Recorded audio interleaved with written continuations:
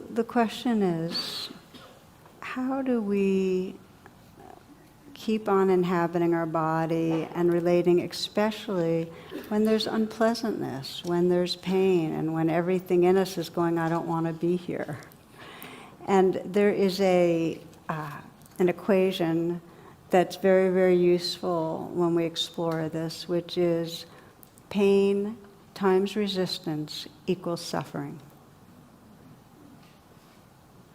This is what happens when we have pain, is that there's a signal that something's wrong, and then it starts proliferating. So it's not just pain, but there's resistance to what's there, and then we lock in to suffering. A few days ago, I was swimming. I swim pretty regularly, and I strained or pulled something behind my knee. Now, my two major ways of exercising are hiking and swimming. And so it was medium pain. It was, I could feel it with my steps, and so it was in my awareness. But it wasn't the unpleasantness of the pain that had me start resisting. It was where my mind went. Oh my God, I'm not going to be able to swim. I'm not going to be able to hike. All my techniques for my antidepressants in this world are gone. I'm going to go downhill. How long is this strain going to last? What should I do? Should I not even be walking? You get the idea, right? That's where we start locking in. It's not just the physicality of pain. It's what our mind does with it. So, pain times resistance equals suffering. Pain times presence equals freedom. And let's look at how that can be the case. The first step is, when you find that there's pain in your body, just out of interest, start checking, okay, how am I resisting? What's the resistance? And what you'll probably find if you look close enough is where there's discomfort, there's a tensing against it. There's like a pushing away. And you'll also notice that your mind doesn't like it, and that there's thoughts about it that are trying to get rid of it. So you'll start sensing the different layers. Bring that above the line.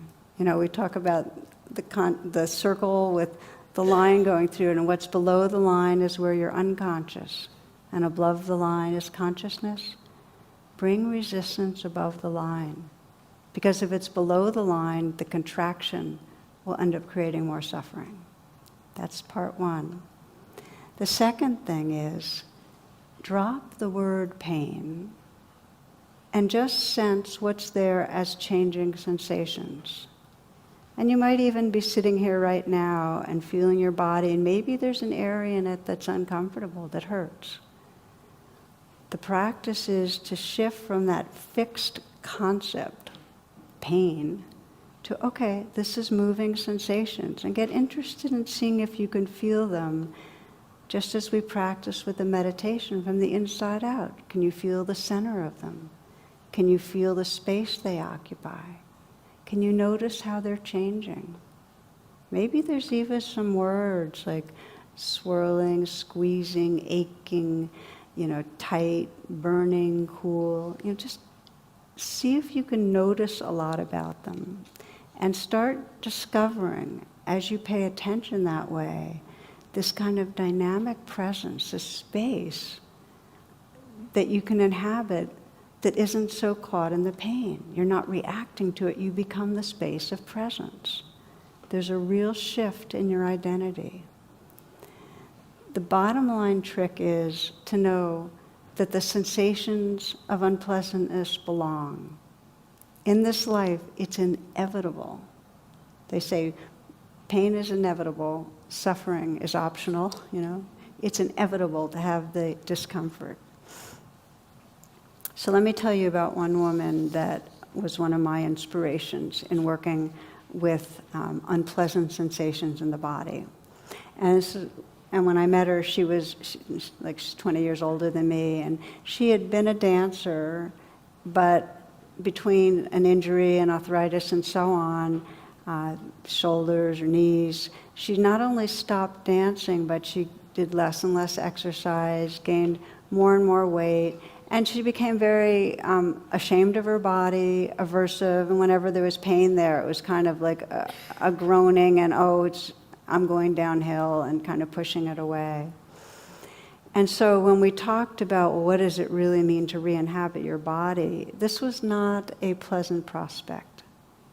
I mean, because any attention to her body got her in touch with hating her body, really. So the work of the practice was to notice the layers of the resistance, not liking my body, not trusting my body, feeling betrayed by my body. When pain comes up, it's only going to get worse, this arthritis. All the thoughts and all the ways that she tensed against and pulled away.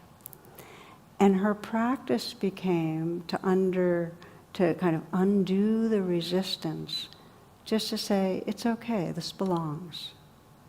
In other words, whatever the waves were there, the waves in her mind, the waves in her body, the unpleasantness, this belongs. Now the power of saying this belongs, or I sometimes say this too, is every time you say it, there becomes more space for what's there. And when it becomes really a very ongoing wise response, there's more and more of a sense of resting in the space that can include what's going on. So she kept saying, this belongs, and shifting from pain, arthritis, and the story to just sensations.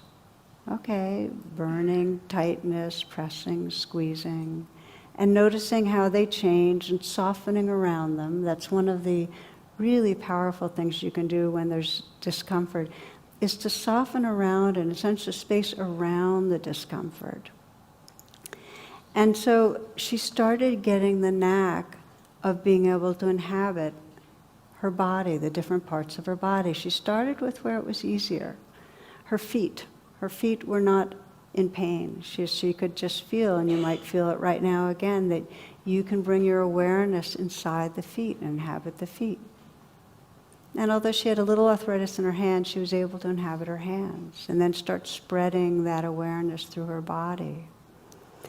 And what she started discovering was a sense of this very alive presence inside, a sense of vitality. She became more vibrant, and a real sensitivity to energy flows.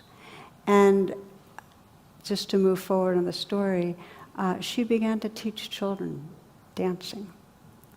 And after a couple of years, she basically told me that by inhabiting my body, Tara, she said, I got my life back and my spirit. It doesn't matter that there's pain. What matters is how we work with it, how we relate to it.